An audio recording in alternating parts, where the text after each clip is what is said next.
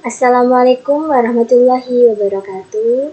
Hari ini di mata pelajaran Administrasi Umum bertemu lagi dengan saya Ibu Ayu Laili Komaria. Sebelum kita mempelajari materi hari ini, mari kita berdoa terlebih dahulu. Berdoa dalam hati. Berdoa mulai. Berdoa selesai. Kemudian jangan lupa kalian ini ya mengisi daftar hadir online yang telah di-share di grup kelas masing-masing. Masih semangat ya untuk mempelajari materi hari ini? Ya, harus semangat. Walaupun di bulan puasa, kalian tetap harus semangat untuk belajar dan memperbaiki dan melengkapi tugas-tugas yang belum lengkap. Nah, hari ini kita akan mempelajari tentang KD 3.11, yaitu menerapkan pencatatan keuangan sederhana. Nah, tujuan pembelajaran, siswa dapat yang pertama mengidentifikasi mengenai pencatatan keuangan dengan tepat, yang kedua siswa dapat menguraikan mengenai kas kecil dengan tepat, yang ketiga siswa dapat menerapkan metode pencatatan kas kecil dengan tepat, yang keempat siswa dapat membuat laporan kas kecil dengan tepat, yang kelima siswa dapat melakukan pencatatan keuangan sederhana dengan tepat. Nah, selanjutnya sebelum kita mempelajari kas kecil, kita harus tahu dulu apa itu keuangan. Nah, keuangan adalah hasil dari proses pencatatan yang merupakan suatu ringkasan dari transaksi-transaksi keuangan yang terjadi selama tahun buku yang bersangkutan. Jadi apapun yang terjadi, pengeluaran maupun pemasukan di sebuah perusahaan itu harus dicatat.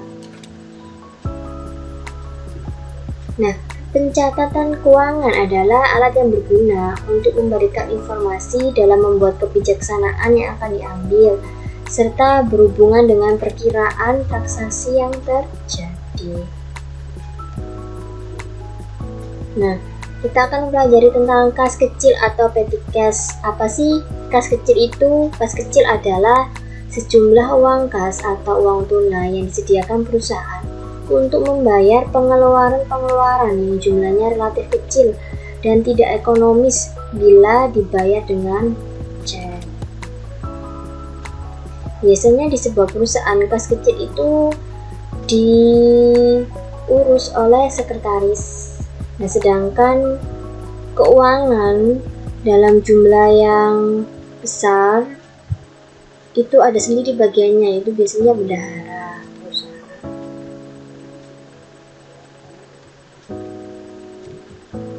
Nah, tujuan pembentukan kas kecil yang pertama untuk keperluan pembayaran yang jumlahnya kecil dan tidak praktis bila dibayar dengan cek. Yang kedua, untuk membayar pengeluaran yang sifatnya mendadak. Yang ketiga, untuk membayar pengeluaran yang jumlahnya kecil. Yang keempat, untuk membantu kelancaran kegiatan pimpinan. Yang kelima, untuk membantu administrasi kantor atau sekretaris dalam melaksanakan tugasnya.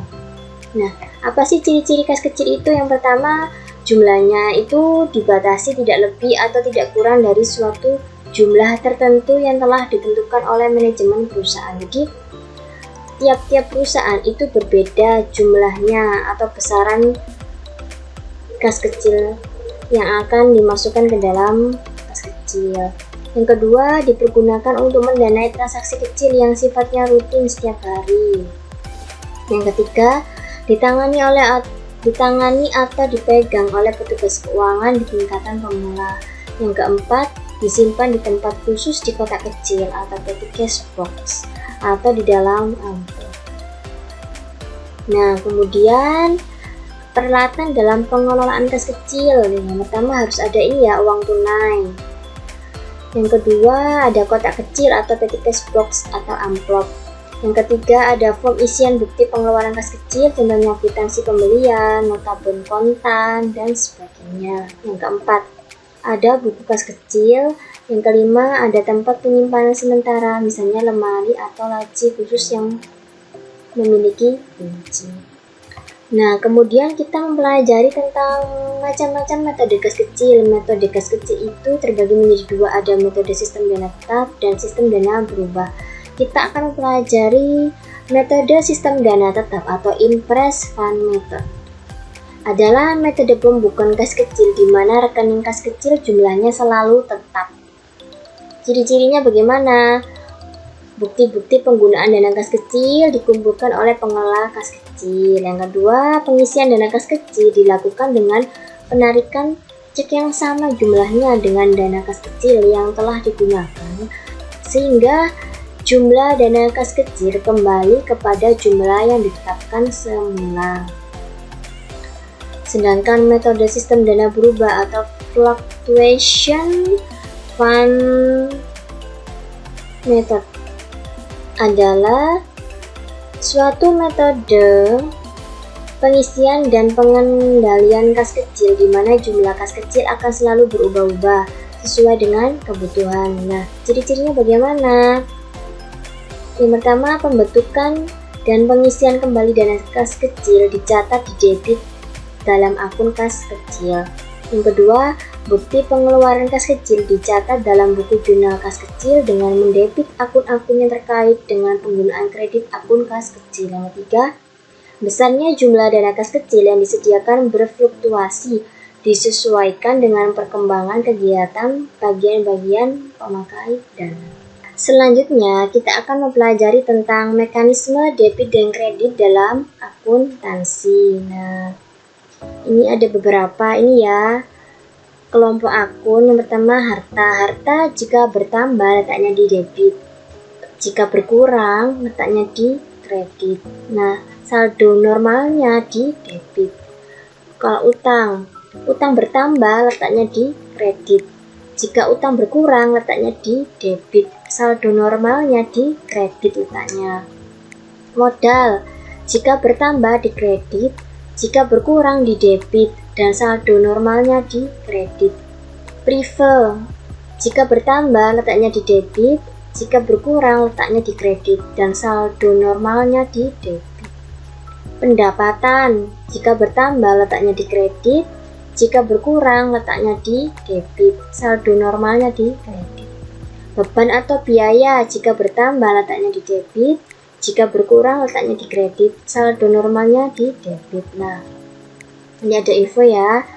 Di dalam kas kecil, untuk pencatatan jurnal umumnya, apabila ada pengisian kembali kas kecil di sebuah perusahaan, maka yang didebet adalah kas kecil, sedangkan yang dikredit adalah kas. Sedangkan di perusahaan jasa atau dagang, yang didebet adalah kas atau harta dan kredit adalah modal.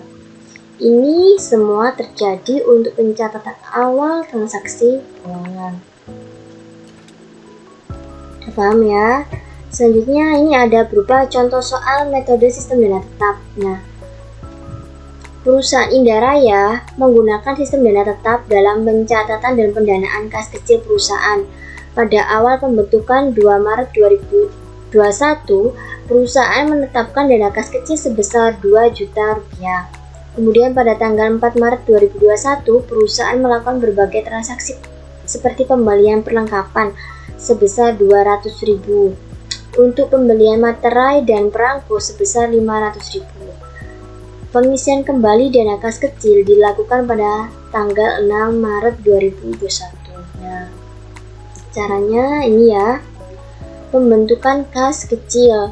Nah, saat pengisian awal kas kecil dicatat di sebelah debit, dan kas dicatat di sebelah kredit sebesar dana pembentukan awal, itu ini ya transaksinya 2 Maret 2021, kas kecil didebet sebesar 2 juta rupiah, sedangkan kas dikredit sebesar 2 juta rupiah. Nah, ini peletakannya agak menjorok ya karena ini kan kredit. Nah, kas ini jumlahnya 2 juta karena melihat ini ya, jika di debit 2 juta berarti di kreditnya harus sama 2 juta. Nah, kalau sama-sama dengan 2 juta dengan 2 juta maka ini balance ya, sama pencatatannya. Terus Kemudian ini ya, saat pengeluaran kas kecil. Nah, dalam metode dana tetap, pengeluaran kas kecil pada saat terjadi transaksi pengeluaran dana tidak dicatat. Hal itu dikarenakan pencatatannya akan dilakukan saat pengisian kembali dana kas kecil. Nah, saat pengisian kembali, biaya-biaya dikeluarkan dicatat di sebelah debit dan mengkredit akun kas sebagai berikut. Nah, 6 Maret 2021 ini ya, tadi kan di soal melakukan pembelian dicatat beban perlengkapan sebesar 200.000, beban materai dan perangko sebesar 500.000. Nah, pada kas sebesar 700.000. Nah, kita pelajari satu persatu. Beban ini nama lainnya dengan biaya. Jadi jika ada pembelian, biaya-biaya yang dikeluarkan itu masuknya di debit. Sedangkan yang berkurang itu kas, makanya kas letaknya di kredit. Nah, total kasnya itu bagaimana? Nah, kasnya ini sejumlah biaya yang dikeluarkan. Jadi biaya yang dikeluarkan ada biaya perlengkapan serta materai dan perangko. Nah, di total 200 ditambah 500.000 sebesar 700. Nah, kalau di sini di debit 700, kasnya 700, berarti ini balance. Kemudian jika dimasukkan dalam jurnal umum, nah ini ya contohnya, kas kecil pada kas besar 2 juta. Tanggal 4 Maret ini transaksi tidak di jurnal. Tanggal 6 Maret beban perlengkapan sebesar 200, beban materai dan perangko sebesar 500 pada kas sebesar 700.000. Selanjutnya contoh soal 2 yaitu metode sistem dana berubah-ubah. Contohnya, perusahaan Indaraya menggunakan sistem dana berubah dalam pencatatan dan pendanaan kas kecil perusahaan. Pada awal pembentukan 2 Maret 2021, perusahaan menetapkan dana kas kecil sebesar 2 juta rupiah. Kemudian pada tanggal 4 Maret 2021, perusahaan melakukan berbagai transaksi seperti pembelian perlengkapan sebesar 200.000. Tanggal 5 Maret membeli ini ya, materai dan perangko sebesar 500.000. Dan pengisian kembali dana kas kecil dilakukan pada tanggal 10 Maret 2021 sesuai dengan dana awal kas kecil dibentuk. Nah, jawab. Pembentukan kas kecil. Saat pengisian awal, kas kecil dicatat di sebelah debit dan kas dicatat di sebelah kredit sebesar dana pembentukan awal. 2 Maret 2021, kas kecil sebesar 2 juta di debit pada kas di kredit sebesar 200 juta rupiah. Saat pengeluaran kas kecil 4 Maret, beban perlengkapan pada kas kecil sebesar 200.000. 5 Maret, beban materai dan perangko pada kas kecil sebesar 500.000. Saat pengisian kembali, kas kecil dicatat di debit dan mengkredit akun kas. 10 Maret, kas kecil pada kas sebesar 2 juta rupiah. Nah, jika dimasukkan dalam jurnal umum yaitu ya, pada tanggal 2 Maret, kas kecil di debit sebesar 2 juta, pada kas di kredit sebesar 2 juta. Tanggal 4 Maret, beban perlengkapan di debit sebesar 200.000, pada kas kecil di kredit sebesar 200.000. Tanggal 5 Maret, beban materai dan perangko di debit sebesar 500.000, pada kas kecil di kredit sebesar 500.000. 10 Maret, kas kecil di debit sebesar 2 juta dan pada kas di kredit sebesar 2 juta rupiah. Nah, ini keterangannya pengisian kembali dana kas kecil. Nah, kemudian ini ya, Bu Ayu ini memberikan tugas individu. Nah, mengingatkan kembali bagi yang belum mengumpulkan tugas di pertemuan yang lalu pada link ini ya, segera dikerjakan untuk melengkapi nilai. Nah, ini kalian bisa melihat ini ya, share-sharean dari operator AKL. Kalian scroll kembali di grup kelas kalian masing-masing, dicari tugas yang belum dikerjakan itu yang mana. Kalau sudah, dikumpulkan sesuai yang tertera di link tersebut. Nah, jika kalian tidak menemukan di grup kelas kalian, ini link yang kemarin ini saya tulis kembali ya di deskripsi box di YouTube. Jadi kalau misalnya kalian butuh, tinggal lihat di deskripsi box di YouTube. Dan yang kedua, untuk tugas hari ini, kalian ya kerjakan buku LKS Administrasi Umum halaman 112 sampai 113, Romawi 1 saja. Nah, untuk pengumpulannya, kalian kumpulkan di guru pengajar kelas masing-masing. Kalau AKL di Pak Cato, kalau 10 UTKP 1 di saya Bu Ayu Laili, dan 10 UTKP 2 di Bu Dewi Eka. Nah, kesimpulan pada materi hari ini, dalam menjalankan kegiatan usahanya, suatu perusahaan akan mengeluarkan dana dan menerima dana secara berkesinambungan.